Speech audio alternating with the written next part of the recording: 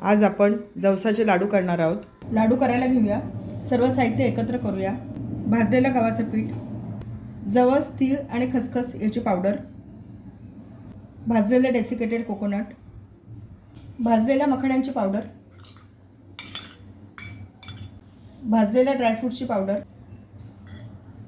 1 वाटी बारीक चिरलेला गूळ, गुळाचं प्रमाण तुम्ही तुमच्या आवडीनुसार कमी जास्त करू शकता, अर्धा चमचा वेलची पावडर, 1 चमचा सुंठ पावडर।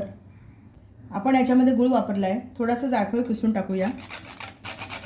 2 चिमूट जायफळ किसून घेतला आहे। सर्व साहित्य मिक्स करून घेऊया। सर्व साहित्य मिक्स करून घेतले। याच्यामध्ये 2 चमचे साजूक तूप टाकूया। सर्व मिक्स करून घेऊया। सर्व साहित्य व्यवस्थित एकजीव होण्यासाठी मिक्सरच्या मोठ्या भांड्यामध्ये मिक्सर चालू बंद करून 1 ते 2 वेळेला फिरवून घेऊया। मिक्सरच्या मोठ्या भांड्यामध्ये सर्व साहित्य मिक्सर चालू बंद करून 1 ते 2 वेळेला फिरवून घेतले। सर्व साहित्य छान एकजीव झाले। ताटात काढून घेऊया। याच्यामध्ये 1 चमचा चारोळी टाकूया। सर्व मिक्स करून घेऊया। लाडू वळून घेऊया। लाडू छान वळले जात आहेत। छान झाले लाडू। आपले जवसाचे लाडू तयार झालेत।